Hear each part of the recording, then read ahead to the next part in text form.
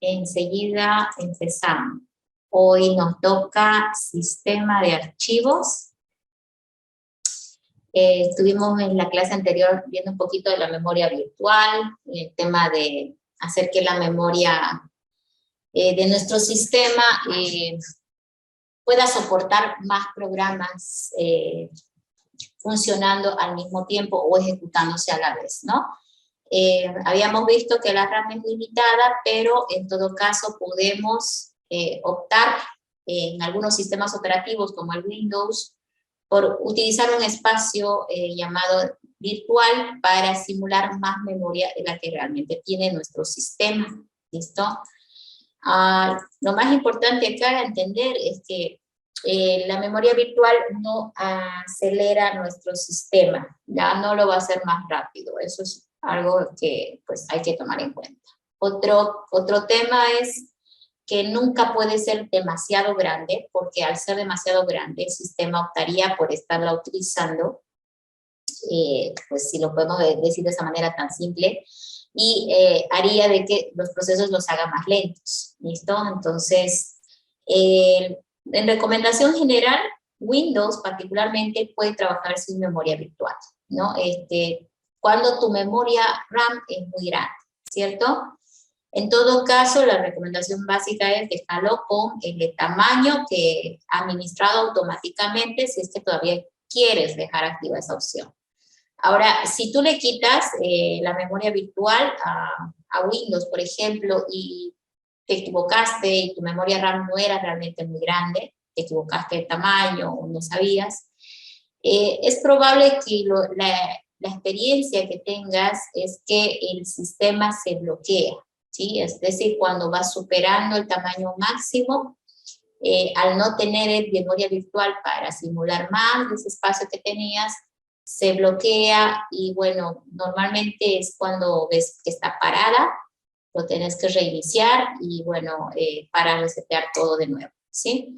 Entonces, por ese motivo, puedes optar a dejarlo automático y bueno, que él defina, ¿no? Su mínimo en 16 megas, si no me equivoco, estaba la recomendación mínima que tenía él, y su máximo iba pues hasta unos buenos gigas, ¿no? Tú, sin embargo, lo dejas automático y te evitas ese tema de los bloqueos o reinicios ante un bloqueo, etcétera, ¿no? Eso sería la recomendación genérica. Y en sistemas operativos como Linux, cuando la RAM es muy chica, es súper recomendado tener la memoria virtual, obviamente, y si la RAM es muy grande, depende la versión de Linux que tengas, hay recomendaciones de cada fabricante, ¿ya?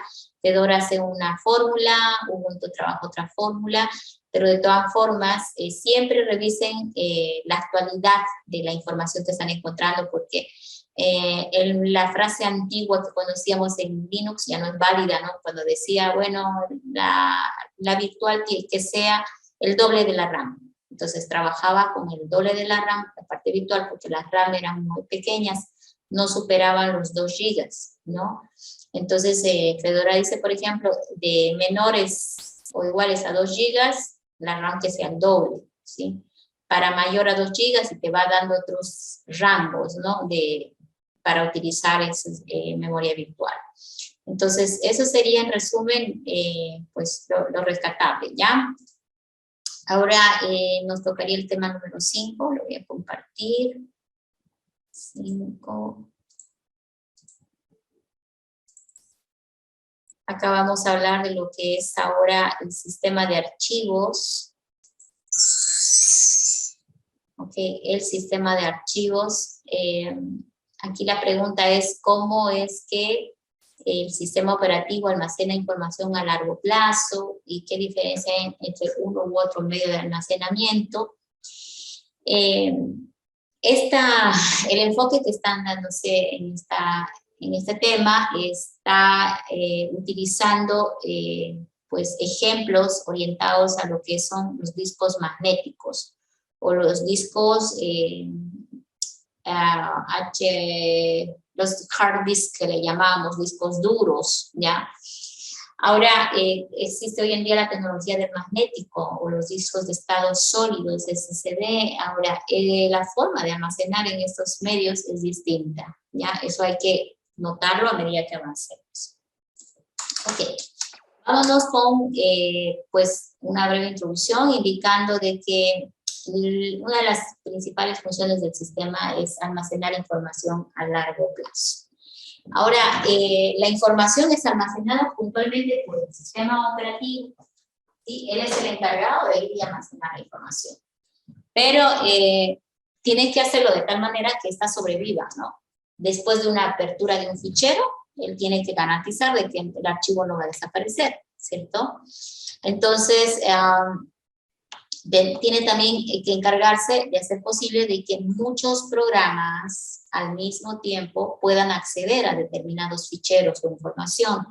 Y que entre esos múltiples programas uno nada más actualice a la vez, ¿no? Uno actualiza, pero N podrían acceder y leer, ¿cierto? Entonces, normalmente cuando hablamos de almacenamiento de datos, hablamos de estos dos elementos, archivo y directorio. Uno dice, bueno, los directorios son como carpetas amarillas donde meto varias hojas que cada uno es un archivo. Entonces, desde el punto de vista ya más formal, diríamos que el archivo es un elemento capaz de almacenar información o datos con respecto a un tema específico. Sin embargo, la carpeta puede conjuncionar un conjunto de archivos, ¿no? O sea, puede contener un conjunto de archivos de diferentes tipos, ¿no? Ahora, en el fondo de fondo, si vamos a mirar en el sistema operativo con qué es lo que estamos asumiendo que es una carpeta y que es un archivo, la carpeta es similar a un archivo, ¿sí? La carpeta es otro archivo especial con información de qué es lo que contiene adentro, qué archivos y qué carpetas tiene adentro, de qué tamaño son, qué atributos tienen, ¿sí? Etcétera y etcétera. Entonces, nosotros idealizamos a la carpeta como un cajón, ¿no? Y básicamente, en el fondo, en el sistema operativo, si lo pudiéramos ver, es otro archivo, pero archivo especial, ¿sí? No es igual que los que manejamos nosotros, pero es un archivo. Ahora, los archivos se caracterizan principalmente por tener atributos y ser de diferentes tipos. Windows maneja los tipos de archivos a través del punto. Tú dices, archivo se llama tal cosa, pero la extensión es PPTX. Y cualquiera que mire esa extensión sabe que se refiere a un archivo de PowerPoint, ¿sí?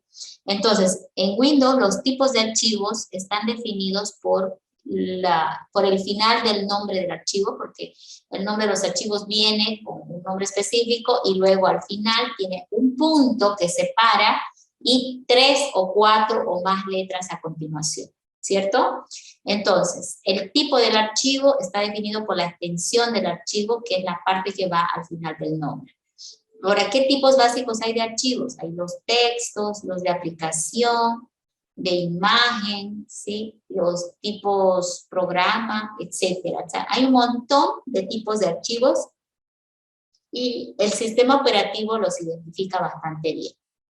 Ahora, los atributos que maneja un archivo normalmente están referidos a estos elementos que están acá: el nombre, el tamaño, el tipo, la fecha de creación, modificación, fecha de último acceso, también le dicen al de modificación, ¿sí? Entonces, puede ir todo un montón de información con respecto a un fichero específico y esa información es lo que llamamos atributo, ¿ya?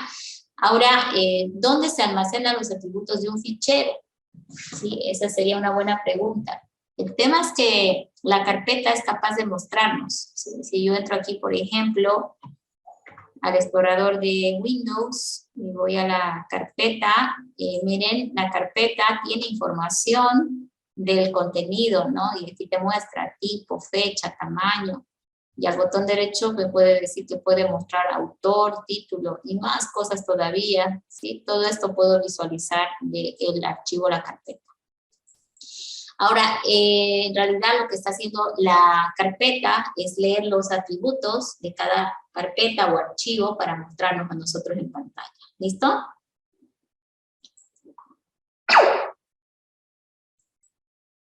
En Windows tenemos que un fichero, al marcar el archivo y botón derecho, nos puede mostrar las propiedades, ¿sí?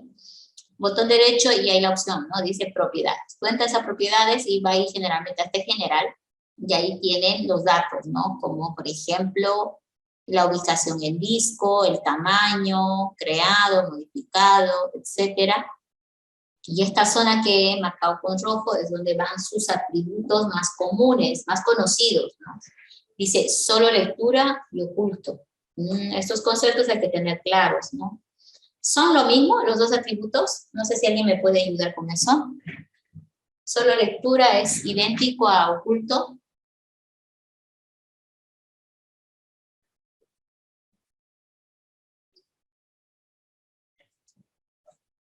¿No? Solo lectura significa que el fichero, si yo lo tiqueo, va a tener permiso solo de leer. Por más que lo abras, sí lo vas a poder abrir, pero al momento de querer modificar y grabar, no te va a dejar Windows hacerlo, ¿sí? Entonces, cuando tú le piqueas al fichero esta propiedad de solo lectura, no se puede modificar mientras esté piqueada esa opción. Oculto es otra propiedad que hace que el fichero no se vea a una vista normal, ¿sí? Está ahí, pero está de una forma en que no siempre se lo va a ver posiblemente. Ahora, ¿cómo esconde Windows? ¿Cómo nos permite esconder archivos Windows? Simplemente cliquean en el archivo esta opción oculto. Pero así como yo lo tiqué, alguien viene y lo destiquea, ¿no? Bueno, hay ese tema. Sin embargo, en propiedades de cada archivo tú puedes modificar los atributos que este tiene, ¿sí? Estos dos principalmente.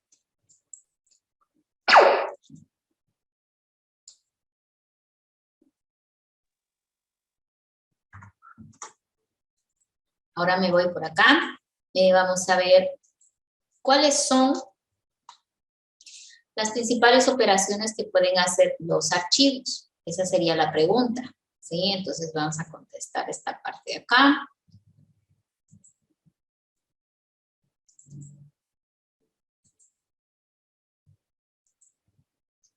¿Qué operaciones? Crear, borrar, abrir, cerrar, leer, escribir, localizar, etcétera, y etcétera. Esas son las principales operaciones que nos permite hacer sobre un fichero Windows, ¿ya? Pero hay algunas otras que son un poquito más avanzadas, como por ejemplo, si estás en un ambiente de red, Windows nos va a permitir compartir ficheros a través de carpetas, ¿sí? Entonces, en algunos sistemas, hay algunos softwares más bien hoy en día, porque antes Windows traía alguna de estas propiedades que está hablando acá, pero algunos softwares te permiten modificar ciertas operaciones avanzadas sobre los ficheros. Yo me estoy refiriendo a que Windows, por ejemplo, te permite modificar los atributos de oculto, solo lectura, ¿cierto? Con solamente cliquear. Pero no son los únicos atributos que tiene el fichero o la carpeta, son los que Windows te deja cliquear. Ahora, existen algunas aplicaciones que nos permiten a nosotros habilitar o visualizar el estado de los otros atributos. Hay otros más, como por ejemplo, el atributo archivado, ¿sí? Hay un atributo que es archivado, ¿sí? Y bueno, va a depender también de qué sistema operativo estamos hablando. Windows maneja ciertos atributos, pero Linux maneja otros tantos, entonces no siempre son los mismos, ¿ya? Ok, ahora, si yo voy al explorador de Windows, por ejemplo, y acá entro a una carpeta, acá, por ejemplo, estoy visualizando todos los archivos o carpetas que tengo, ¿no?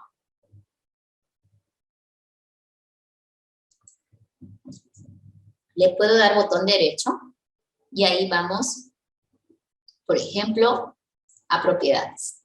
Entonces acá, por ejemplo, miren, solo lectura, ¿sí? Entonces aquí ya me está diciendo que solo lectura, ¿sí? Entonces aquí yo lo puedo tiquear y confirmar que va a ser solo lectura. Ahí estaba esa alerta porque es un tema de que es una carpeta, ¿sí? ¿sí? Pero bueno, yo lo tiqueo esto, y va a significar que a esta carpeta no le puedo agregar más carpetas, que no le puedo eliminar nada, o sea, la va a bloquear completamente, ¿ya? Entonces hay que tener cuidado con eso. Más normal es trabajar los atributos sobre ficheros. Voy a ver si pillo uno, ahí está. Entonces aquí le doy propiedades, y aquí digo, bueno, que sea solo lectura, ¿sí?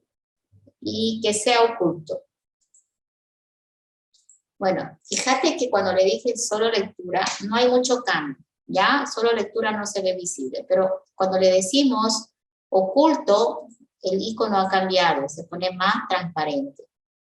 Entonces, los archivos ocultos en Windows se ven como iconos transparentes. Entonces, acá, por ejemplo, ¿no? Estamos viendo que los atributos los podemos modificar directamente a simplemente propiedades.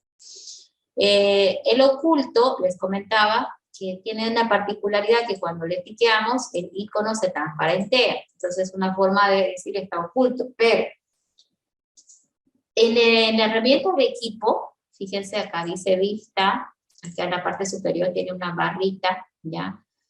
Tenés, por ejemplo, vista, y acá puedes modificar directamente del elemento marcado el atributo que vos veas conveniente. Por ejemplo, dice vista, ¿no? Vista de elementos ocultos está tiqueado. Por eso puedo ver los ocultos, pero si yo no lo tiqueo, no se ve todos los elementos ocultos. Entonces, ese es el motivo por el que decía que oculto lo saca de la vista normal. Esta sería una vista normal.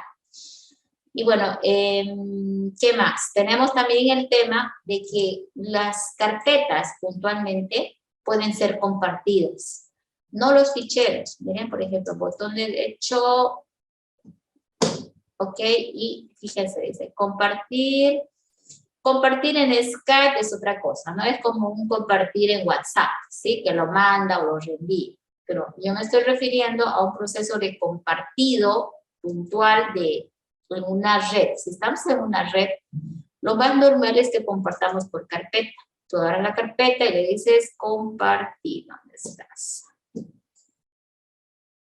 Bueno, no me habilitó. Compartir, qué raro. Vamos a darle propiedades. No está en el menú contextual, este es un menú contextual, ¿sí? Si no lo pilla en el menú contextual, siempre está en propiedades, ¿ok? Ahí va, compartir. Entonces, tengo esa carpeta, le voy a decir compartir. Miren que aquí dice, no está compartido. Le doy compartir, y aquí me pregunta, ¿aquí quieres compartir? Y aquí va una pregunta que va a aparecer más adelante. Este tema del compartido en una red es bien complejo a veces porque lo normal es que yo una carpeta la comparta con todos, con todo el mundo, ¿sí? Le doy aquí todos, agregar, pero en modo lectura. Es lo normal, ¿sí? No me importa quién más lea, todo el mundo puede leer, ¿sí? Y comparto y la información está ahí. Ok. Cerramos y la carpeta compartida en Windows no es visible. Antiguamente le ponían una manito acá y se sabía que estaba compartido, pero no puedo ver visiblemente que la carpeta esté compartida, ¿sí? Ahora, otro usuario, por decirte, no sé, yo soy Juan, estoy en una máquina muy lejos, ya yo soy Juan, tengo mi propio escritorio, y yo quiero acceder a esta carpeta compartida, ¿no? Entonces, de repente, uno va mirando, ¿sí? En su explorador, ¿ya? Y en una red, normalmente, fíjate, aquí hay el icono de red. Ok.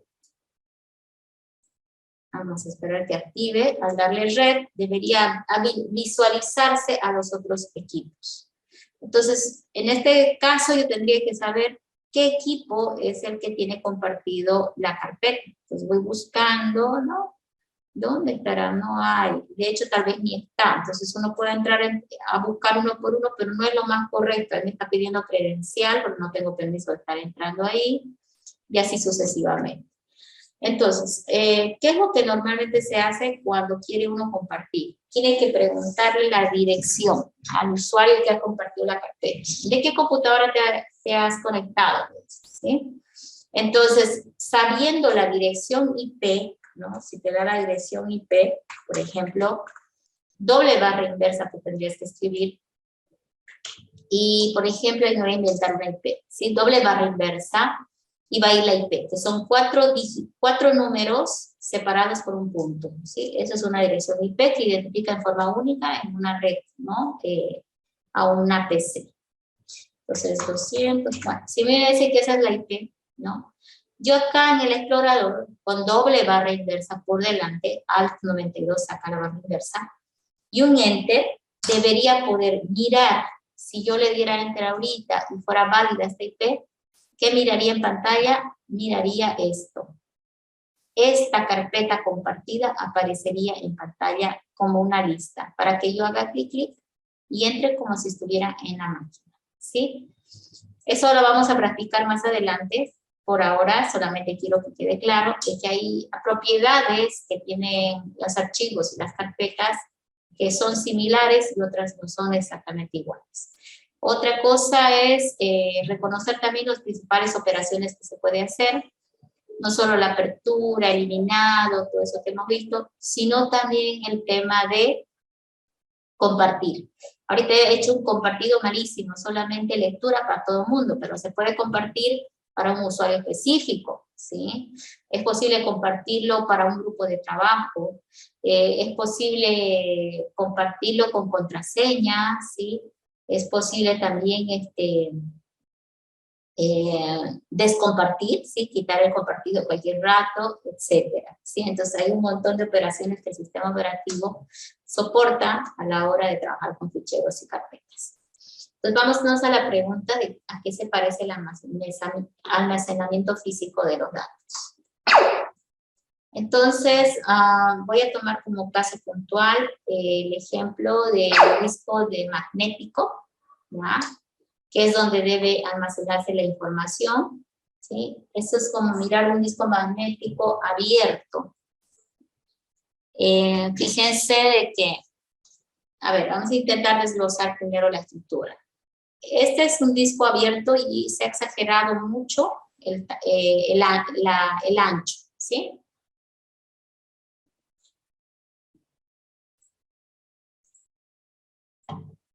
Ok. Un disco tú conoces como una cajita, pero dentro de esta cajita debes suponer de que existen lo que se llaman los platos. Y cada plato es como un CD. Ya, cada plato es exactamente como este único que he dibujado, ¿sí? Y están uno encima del otro, bien sobrepuestos, uno encima de otro, separados por una mínimo espacio. Aquí se ha exagerado la separación de los espacios, ¿ya? Entonces, dentro de la cajita que te dan, debes suponer que está esto. Ojo que esto es para el disco magnético, ¿no? El estado sólido no es así, es diferente. Ahora, cada plato gira sobre un mismo eje rotor, que es este.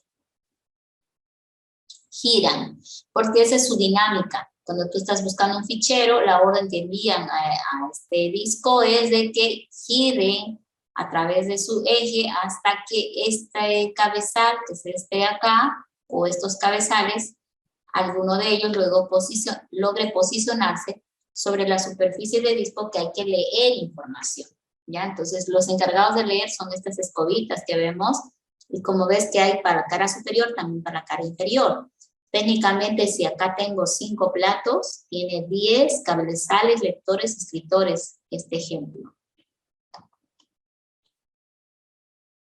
Puedes grabar información tanto en la cara superior como en la cara inferior, ¿sí? Ahora, dentro de cada plato existe una división interna que se hace, ¿no? Para poder almacenar información, y esa división interna se le llama pistas, ¿sí? Entonces aquí esas pistas son estas circunferencias que estamos viendo alrededor de su eje central, ¿sí?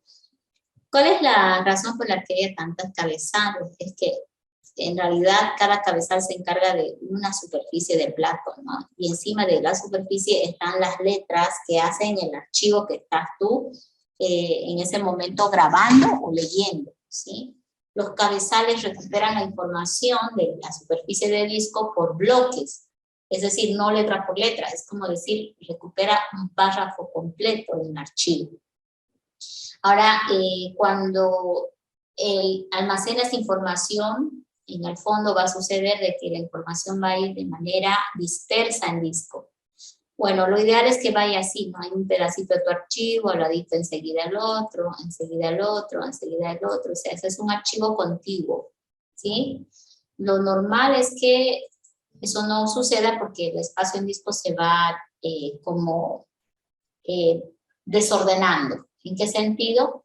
De que las zonas libres van quedando muy reducidas a espacios muy pequeños. Lo que no he marcado con amarillo, por ejemplo, es zona libre, ¿no? Entonces, cuando queremos almacenar un fichero, el sistema tiene que buscar a dónde no está usándose para ubicar esa zona para el grabado. Eso es una, ¿no? Entonces, ahora sucede de que si tú has almacenado un fichero, por decirte ahí, y mañana lo modificas y necesitas más espacio, bueno, el sistema detecta que necesita más espacio, él puede tomar espacios de otras zonas de disco. Y tu fichero está así, ¿sí? Entonces, a medida que vamos nosotros grabando, borrando información de disco, los archivos van ocasionando de que el disco se vaya desordenando, ¿no? Y aparece este tipo de situación en la cual el archivo que está en rojo, por ejemplo acá, esté pedaceado por muchos lugares de disco. ¿Y cuál es la desventaja de esto? Bueno, que este cabezal va a tener que ubicar esta zona primero, ¿sí? Y luego va a tener que ubicar esta zona y luego esto. Entonces, 3 esfuerzos para encontrar un fichero. Cosa que se disminuye mucho cuando el archivo está contiguo almacenado en disco. ¿Ya? Entonces, eso es normal, ¿no? Que suceda porque el usuario graba, borra, pues hace todo tipo de acciones como esta. Aquí vemos ya el disco un poquito más completo. Miren, está el plato, ¿sí? Sus pistas, ¿sí? Ahora, fíjense que una división después de las pistas, que son estas circunferencias, es el sector de disco, que son como pedazos de torta. Y dentro de cada sector de disco, también hay una división. Fíjense acá, se está armando este espacio. Ese espacio, ¿sí? Y luego el otro es otro espacio. 3, 4, 5, etcétera, ¿sí? Entonces, esos pequeños pedacitos nosotros le vamos a llamar clústeres, ¿sí? Clústeres. Esos pequeños pedazos que se arman entre pistas y sectores le vamos a llamar clústeres. Y son como ladrillitos, los clústeres son muy pequeños, ¿ya? Ahora, ¿por qué les estoy hablando del clúster? Porque resulta que el fichero va almacenado en el fondo en clústeres, ¿ya? Y quiero que esclarecer lo siguiente. El clúster es ese espacio que se ha armado entre la pista y el sector, ¿sí? Ahí lo voy a pintar otra vez. Este es un clúster. Y el que está al lado es otro clúster. Y así sucesivamente, ¿sí? Entonces, un fichero puede ir, dice, grabado en un clúster, mínimamente. Si necesita más espacio, el sistema ubicará otro clúster para almacenarlo. ¿Ok? Entonces, ¿en qué se almacenan los ficheros? En clústeres. Y a veces un clúster o uno de estos espacios que he marcado con amarillo no es suficiente. Entonces, el sistema debe buscar otro clúster vacío para poder almacenar el fichero. ¿Ok? Entonces, la información se almacena en los clústeres vacíos o limpios. ¿Listo?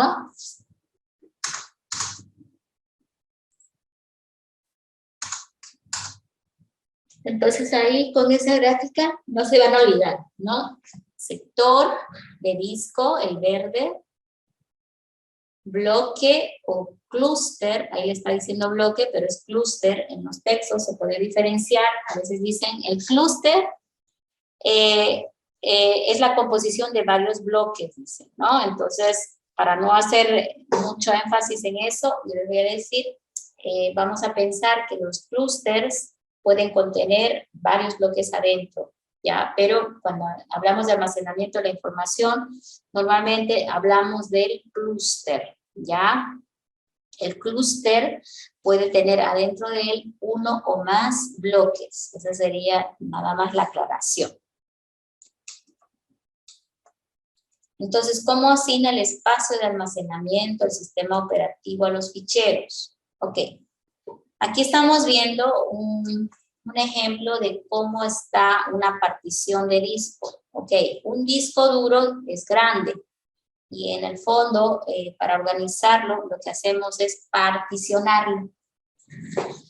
El particionamiento de disco consiste en crearle unidades lógicas, ¿listo? Unidades lógicas para poder hacer de que tenga cierta organización interna.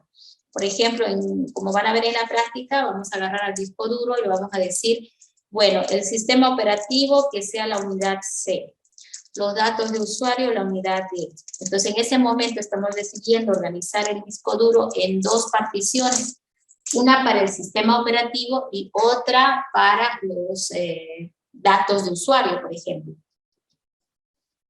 Ok, ahora a mí me está hablando aquí de un estilo de particionamiento llamado MBR. Como vamos a ver en la práctica más adelante, existen muchos estilos de particionamiento. Hoy en día, particularmente el MBR y el GPT.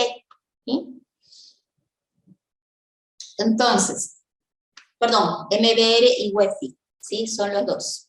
Ahora, cuando yo voy a trabajar con un disco en un sistema operativo antiguo, normalmente yo voy a optar por un estilo MBR, ¿ya?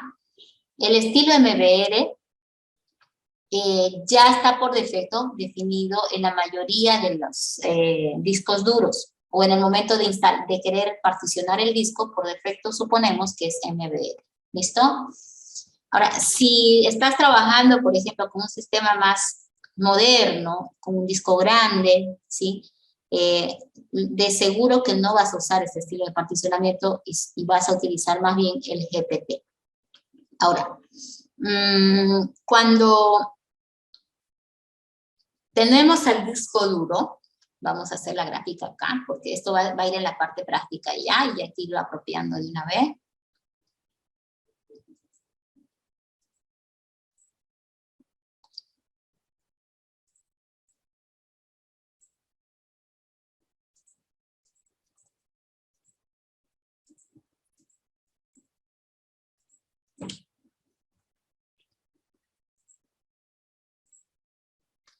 Ok, tenemos el disco duro.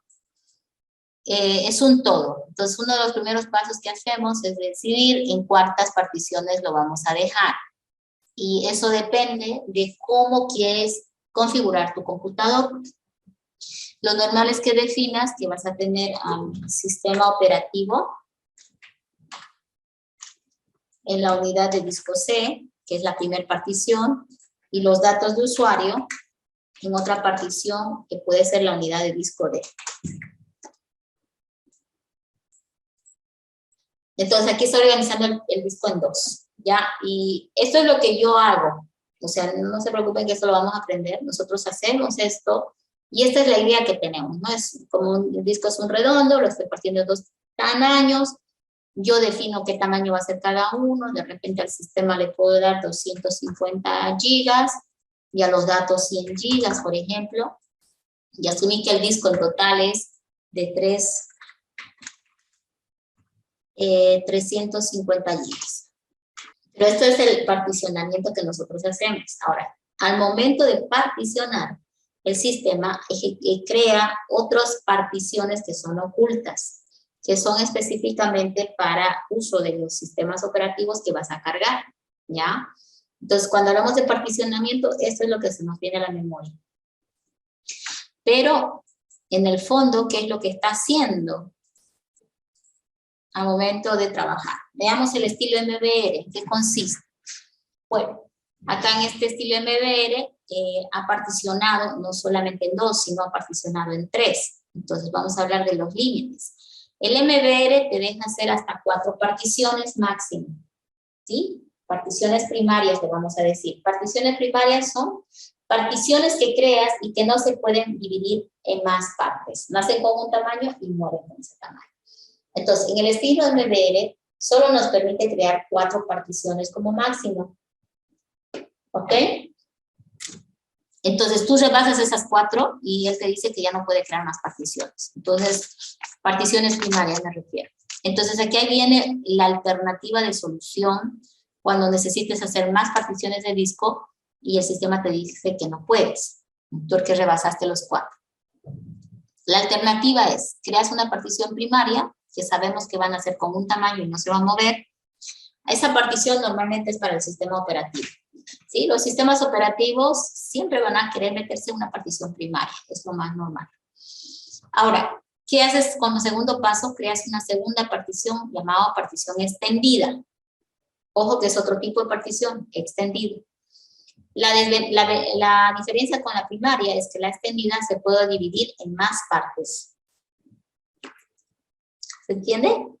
Se puede seguir dividiendo. O sea, tú tienes una partición primaria que nace en 80 gigas, la partición extendida puede nacer en 100 gigas, y luego le dices, bueno, ahora divídete en 2 y haces una partición de 50 y otra de 50, ¿sí? Y agarras los 100 gigas. Entonces, la partición extendida se puede dividir en más particiones. Entonces, fue una solución para el estilo MBR para que soporte muchas particiones en disco. Ahora, ¿por qué necesitan en la práctica muchas particiones en disco? 1, organizarlo al disco duro, separar el sistema operativo de los datos de usuario. 2, de repente quieren instalar en ese disco duro más de un sistema operativo, ¿sí? Recuerden las reglas siempre. Un sistema operativo solamente cabe en una partición de disco, en una partición de disco única. ¿Qué quiere decir eso? Que 2 sistemas no pueden estar en la misma partición de disco, ¿ya? No pueden existir 2 sistemas operativos en la misma partición de disco, ¿listo? Entonces, con la aclaración de que el MBR es el estilo antiguo y de que solo permite 4 particiones como máximo, digamos que este se puede ser muy útil para sistemas antiguos que necesitamos instalar.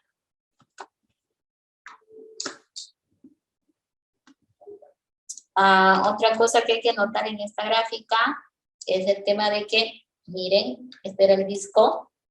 Yo he podido haber hecho la partición primaria y la partición extendida y sus unidades lógicas.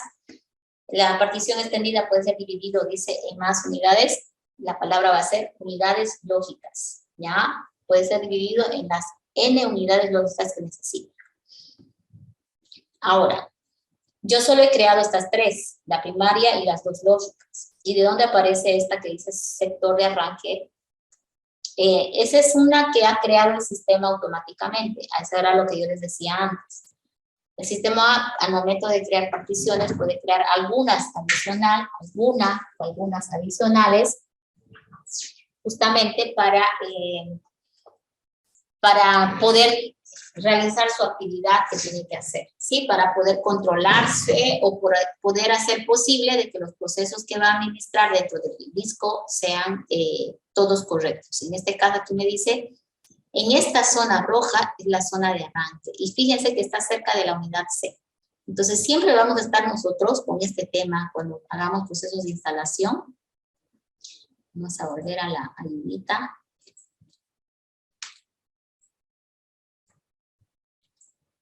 Todo disco que vayamos a utilizar tiene una zona de arranque.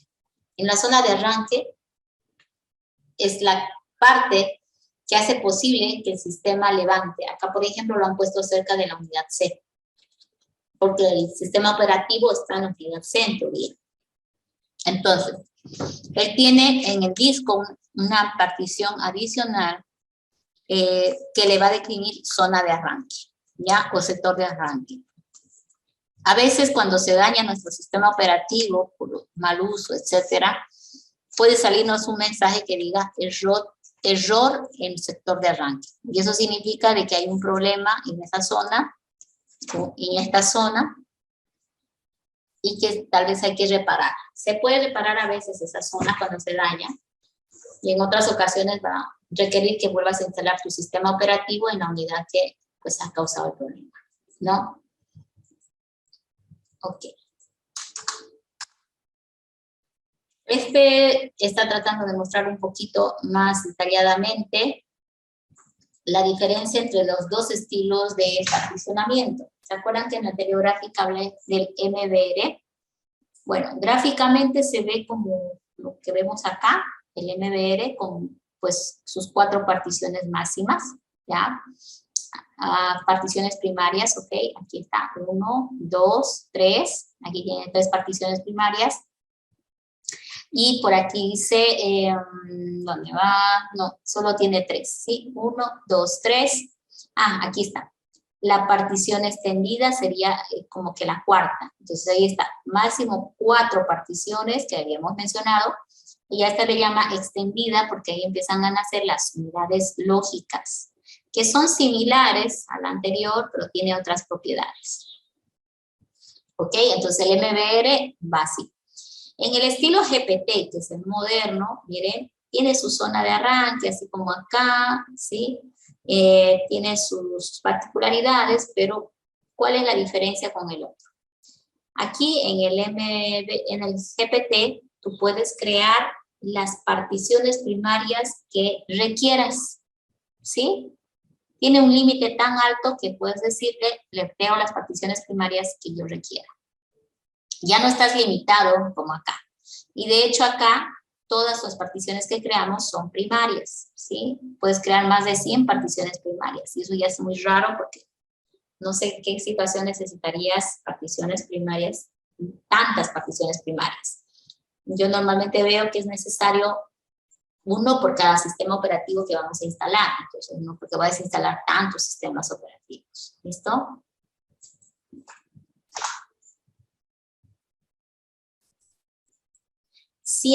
Ahí estaba la notita, 128 particiones permite el estilo GPT, mientras que el viejo MBR permite solamente 4 particiones, y por esa razón también nos limitábamos, ¿no? En las prácticas que vamos a trabajar, yo por ejemplo les digo, vamos a hacerlas sobre estilo GPT. Entonces nos obligamos a que funcione con estilo GPT y algunos dicen, esta es la más fácil porque te olvidas del número de particiones limitado que tiene el MBR. Pero también les digo, ahora vamos a hacer la práctica con estilo MBR.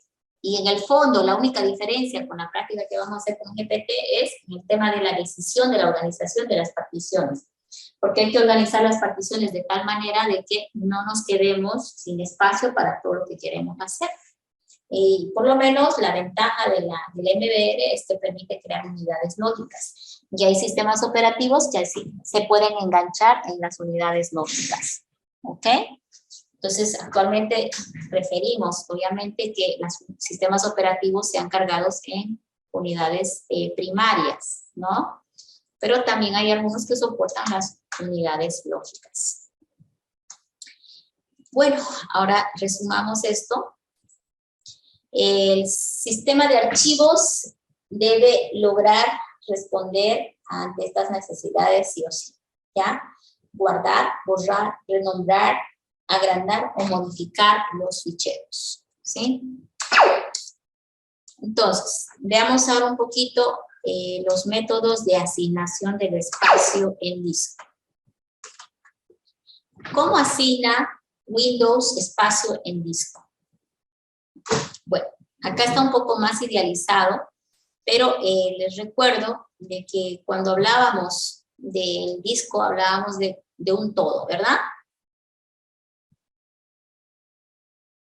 Hablábamos también de que puede ir particionado, ¿sí? Pero ahorita lo que estamos enfocándonos es en el hecho de la necesidad de almacenar un fichero simple de cierto tamaño y tiene que ir a grabarse en disco duro.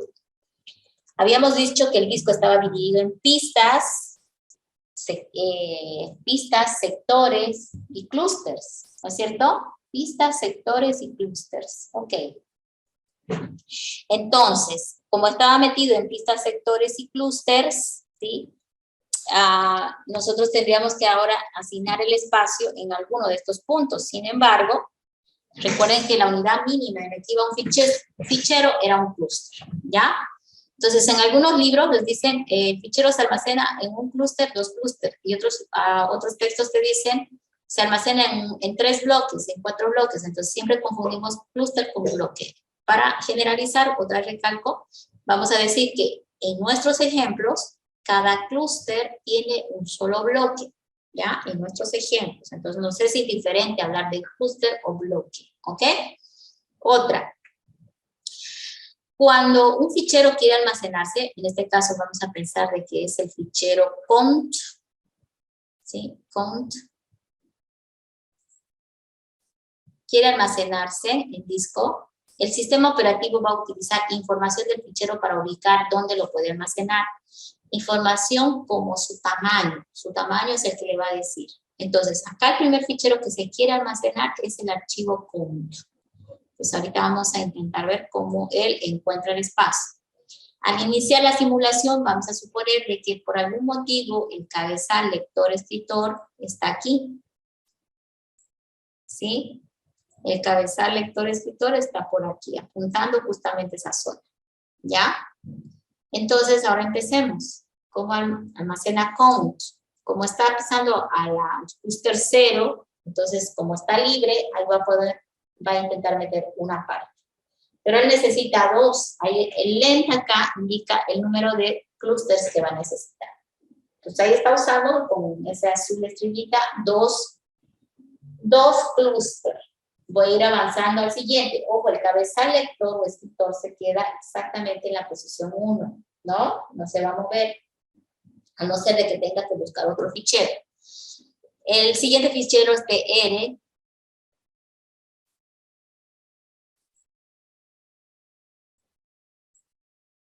Y empieza en 14 y tiene un tamaño de 3, ¿sí? Ok, solamente concéntrense en el tamaño que tiene el fichero. Ok, con tenía 2 y se ha quedado en el clúster 2, ¿verdad? Ahora, quiere almacenar TR y este mide 3. Necesito encontrar 3 espacios. Ahora, el método dice que es contiguo. ¿Qué significa contiguo? Uno al lado de otro. Entonces, este método va a buscar almacenar cada clúster que necesita por un fichero en espacios contiguos, ¿ya? Es decir, al lado del uno del otro. Por ese motivo, si el cabezal suponemos que quedó en la posición 1 o en el clúster 1 de la gráfica y ahora viene TR que requiere 3, se entiende que el sistema va a venir y va a decir el 2 está ocupado y va a seguir buscando. 6 ocupado, a partir del 6 habrá 3 libres, 6, 7 ocupado, entonces tampoco sirve. Y va a seguir buscando, miren el esfuerzo, buscar, hasta que llega a 14. Lo tiene libre y dice, como tengo que aplicar método contigo, necesito 2 más. Entonces va a mirar, el número me dice si es continuo, 14, 15 y 16. Entonces aquí he encontrado 3 clústeres, el 14, el 15 y el 16, que son los libres para almacenar el archivo TR. ¿Sí? Voy al siguiente, mail, dice.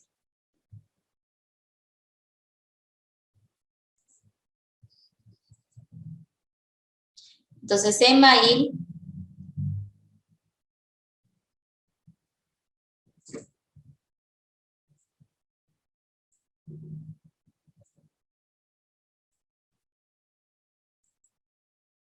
a ver, ahí. En mail dice, el tamaño es 6. ¿Dónde me quedé en el anterior? Me quedé en 16. A partir del 16 tengo que buscar 6 bloques libres. Ok, no me sirve. Sí, 19, 1, 2, 3, 4, 5, 6. Entonces, fíjate que a partir del 19 al 24 está haciendo los 6 bloques que necesitaba. ¿Sí? Ok, entonces miren, estamos en el 19, 2, 4, 6. Ahí está, 6 estrellitas.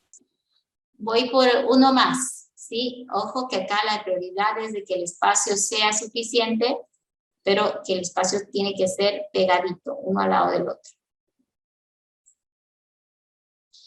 El archivo list mide 4. El cabezal se quedó en el 24. ¿Sí? Quiere grabar, avanza. Y encuentra en el 28 y el 29. 30, 31. En este caso, fíjense que el archivo que hemos querido almacenar es list. List mide 4, ¿sí? Entonces ahí está, 2, 4 clusters libres que los estoy ocupando con el archivo list. Entonces, todos acá ya entendemos a qué se refiere con contiguo, ¿verdad? Contiguo es uno al lado de otro. Es la forma ideal de grabar un fichero, porque de esa manera no las subidas a memoria RAM para grabado o lectura son rápidas. ¿Ok? Bien, con eso, aclaración del método contiguo. Voy a mostrarles. ¿Alguien me puede explicar a qué se refiere encadenado? Ese método encadenado, sí, es diferente al contiguo. El contiguo decía uno al lado de otro. Pero ahora, ¿cuál es la diferencia entre este encadenado y el contiguo? Miren, el método encadenado, igual tengo pues ciertos espacios ya usados, pero ahora me llegó la orden de almacenar zip, ¿sí?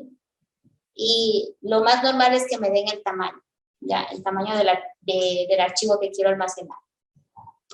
Ok, zip se quiere almacenar y tiene un tamaño X, ahorita estoy dando X porque en esta gráfica no me indican el tamaño, sin embargo, voy a ver cómo lo almaceno. Miren, encadenado significa encadena, ¿ya? Entonces, ¿cómo funciona? El sistema operativo, cuando decide grabar algo en un clúster, ¿sí? Decide grabar algo acá, por ejemplo, en ese mismo clúster deja información de cómo enganchar al clúster que le continúa, ¿sí? Entonces, vamos a ver en la gráfica. Tiene que almacenar zip, que empieza, dice, en el 9. Voy a buscar el bloque 9. Ok. Y luego dice, el último bloque que usa es el 25. Pero ahora quiero ver cómo engancho los datos del archivo. Bueno, el bloque 9 es este. O el clúster 9 es este. ¿Sí? Y aquí dice, miren, estoy apuntando al 9. Sí, lo voy a pintar para que se note. Estoy en el 9. Ya ahora lo que toca hacer es continuar buscando hasta que concluya almacenar el fichero. El tamaño del fichero ahorita no lo sé, pero vamos a hacer la búsqueda hasta que él se detenga, porque el tamaño no está especificado, ¿ok? Normalmente deberíamos saber. Entonces, en el 9 almaceno esa parte del fichero y ahora digo saltar al 16, dice. Eso es lo que está ahí el número. El 16 es el enganche, es el lazo de la cadena, ¿sí? Entonces, automáticamente el sistema lee aquí 16 y va a decir, bueno, hay que saltar al clúster 16 y lo pilla este. Y después, todavía no se acabó, necesito más clústeres, entonces dice aquí, clúster 1.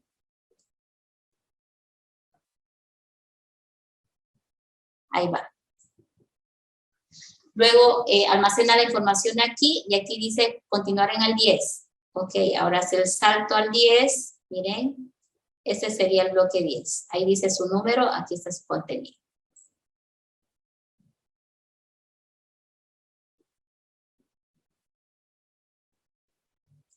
Ok, entonces, el 25 acá denota el final, ¿verdad? El final del archivo. ¿Por qué yo sé que denota el final del archivo? Porque de acá, de estar apuntando al 25, ¿no es cierto? O perdón, de estar apuntando al 10, que era el último, acá decía apunte al 10, y en el clúster 10 está la información del 25.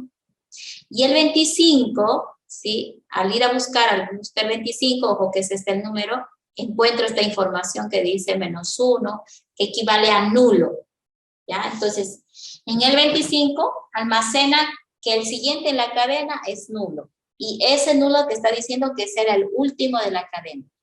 Ahora, el método encadenado se diferencia del contiguo en el hecho de que los archivos son grabados en disco por partes, en clústeres dispersos, que no están necesariamente uno al lado de otro. Esa es la diferencia. En el método encadenado, pues, puedes almacenar archivos en espacios en disco dispersos. ¿Por qué disperso? Porque tal vez no había un espacio contiguo para almacenar el fichero, entonces se ha tenido que hacer de manera dispersa. Ahora, en el método contiguo la regla dice, todo el archivo debe estar ubicado en los mismos sectores, ¿no? O deben estar grabados de manera contigua, uno al ladito del otro. Y el método encadenado no se fija eso, ¿no? Entonces son dos métodos diferentes a la hora de almacenar. Entonces, como que el sistema operativo tiene que tomar la decisión. Toma un fichero y dice, le aplico método contiguo. Ojo que lo ideal es que siempre aplique contiguo, porque esa es la que menos problemas va a traer, ¿sí? Ahora, si por lo contrario no hay mucho espacio en disco, está casi todo lleno, no le va a quedar de otra que usar el método encadenado, porque el encadenado hace de que use un lugar donde encontró y luego vaya buscando en qué otro lugar también va a encontrar el resto, y así sucesivamente, ¿sí? Ok, entonces, en la cadena, ¿qué desventaja creen que hubiera? Bueno, la ventaja es de que puedes utilizar sectores dispersos en disco para almacenar tu fichero y que el sistema lo va a poder hacer. Pero ¿cuál creen ustedes que es la desventaja del método encadenado? ¿Cuál puede ser la desventaja?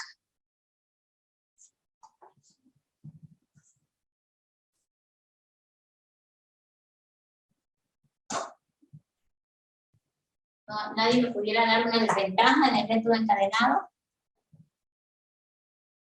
¿Te va a tardar en leer la información? Esa es una desventaja. Va a tardar, sí, porque el fichero está disperso en disco, va a ir para allá, va a hacer girar platos para allá, hasta que el cabezal ubique la zona donde está pues, el archivo completo. El archivo normalmente sube, en este caso, por cada clúster que estás viendo, ¿sí? Entonces va, sube un clúster, luego gira platos para ubicar otro clúster y así. Esa es una desventaja. Cosa que en el contiguo no, ¿no? En el contiguo, ni bien pilla un clúster, está muy cerca del otro, entonces está muy rápido la ubicación. Una segunda desventaja del método encadenado. Este se los doy yo porque lo entendió el compañero bien, ¿sí? Miren, si se pierde la información de quién es siguiente en la cadena, pues no sé a dónde irá a ir. Miren, por ejemplo, si este 10 se dañara justamente esta zona donde está la información del clúster que le toca a continuación, se va a romper la cadena y no voy a poder reconstruir, ¿verdad? El fichero. Entonces, la ventaja del método encadenado, desventaja del método encadenado es que si algún miembro de la cadena se pierde, en el sentido de que se daña, ya no se va a poder recuperar el fichero. Ese es el punto. ¿Listo? Bueno, entonces con eso, vamos a ver si queda algo más. Entonces, derivado de la forma que tiene el sistema de almacenar los ficheros, ya sea contiguo, encadenado, va a ocasionarse algunos problemas puntuales en lo que es el disco, y es justamente la fragmentación. La fragmentación, que vamos a hablar de la unidad de disco puntualmente, o de una partición de disco, puede ser de manera interna o externa, ¿ya? La más conocida es la fragmentación externa. La fragmentación externa nos dice de que la mayoría de los archivos que están almacenados por métodos no contiguos, ¿ya? Entonces, si ven la gráfica de la izquierda, acá, donde dice fragmentación externa, ese es un defragmentador de disco que tenía el Windows antiguo. Actualmente el defragmentador no te grafica nada, solo te dice defragmentar, fragmentar y no te grafica. Entonces, antiguamente Windows te graficaba el proceso de fragmentación y te daba lugar a que tú puedas entender, ¿no?, lo que sucedía en disco duro, ¿sí? Acá en esta pantalla estamos viendo el software de Windows que se llamaba defragmentador. Entonces, lo que él hacía era solucionar el problema de la fragmentación externa. No, actualmente todavía lo hace. Soluciona el problema de la fragmentación externa. ¿Y qué significa fragmentación externa? Ahí está, ¿no? La frase en la parte de abajo de la gráfica dice, si el espacio es suficiente para contener un archivo, pero ese espacio no es contiguo. Ahí es donde hablamos de fragmentación externa. Es que por un fichero no habría lío, pero si muchos ficheros tienen el problema, ahí sí se ahonda, ¿no? Entonces, en esa gráfica, por favor, lo que está con rojo, acá, lo que está con rojo, representan archivos fragmentados, archivos dispersos que han sido grabados por métodos como el encadenado que hemos visto, ¿ya? Y lo que está azul representa archivos contiguos, ¿sí? Es decir, que están almacenados en lugares muy cerca el uno del otro. Entonces, normalmente la defragmentación la hacemos a través del software que trae el Windows. No te muestra actualmente la gráfica, pero lo hace. Ya tú le das revisar y él revisa y te dice si necesitas defragmentar o te dice si no. ¿Ok? Entonces, la fragmentación externa es cuando hay muchos huecos en blanco por todas partes en disco y ninguno de ellos sirve para almacenar el fichero o no cabe el fichero que quieres almacenar en esos huecos. Entonces, ahí se dice que hay espacio suficiente, pero este espacio no es contiguo. Es como que tienes esta situación para que esté más clarito. Tenías acá el disco y por algún motivo se ha ido llenando, llenando, llenando, llenando. Y luego te toca almacenar un fichero y este fichero que quieres almacenar dice, no puedo, no puedo, no puedo, no puedo, no puedo, ¿cierto? No puede en cada uno de los pedacitos, ¿sí? En cada uno de los pedacitos no cabe suelto. Pero si yo uniera estos pedazos, ¿no es cierto? Los blancos, yo creo que sí entraría. Ahorita la vamos a dibujar, si tuviéramos la situación así, que tengo un defragmentador, ojo, tengo un defragmentador, entonces se supone que mi situación sería que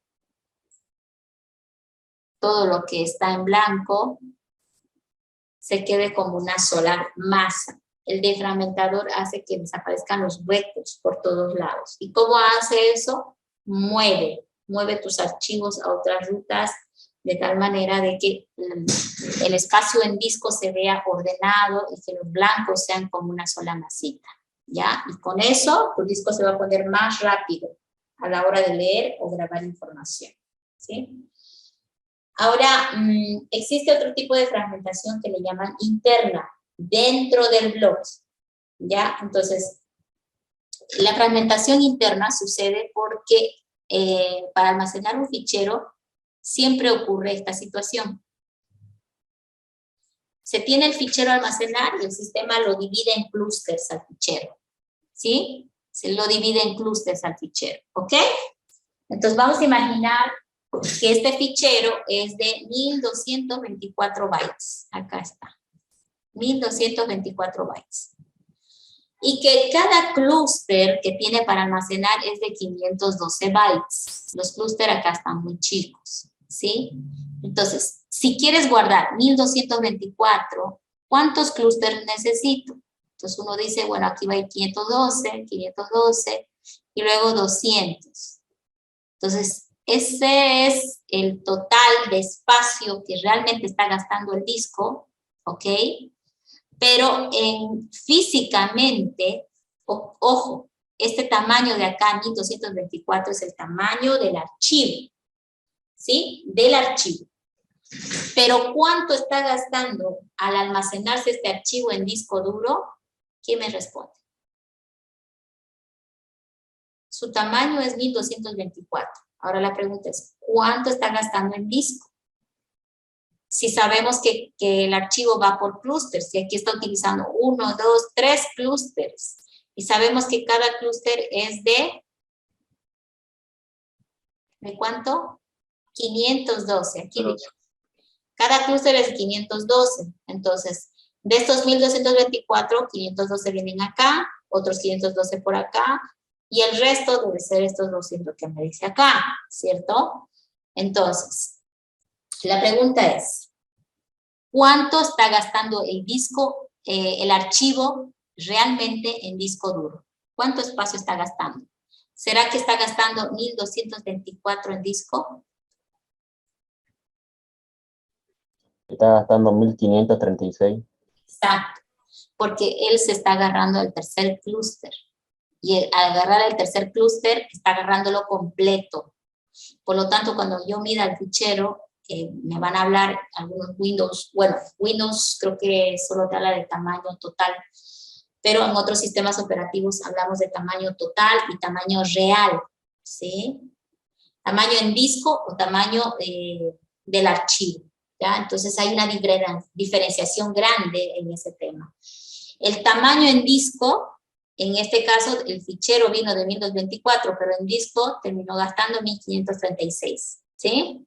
Su tamaño real es 1224, pero su tamaño a la hora de almacenar va a ser 1536. Ahora, ¿por qué 1500? Porque lo hace por clústeres y no puede decir, aquí nomás necesito un pedacito del clúster y el resto que lo use en lo que él quiera. No, el clúster entero es asignado, ¿ok? Y por eso le llaman a esto fragmentación interna, que es desperdicio del espacio adentro del clúster. Eso que está con amarillo en el clúster número 3 refleja ese desperdicio de espacio, ¿ya?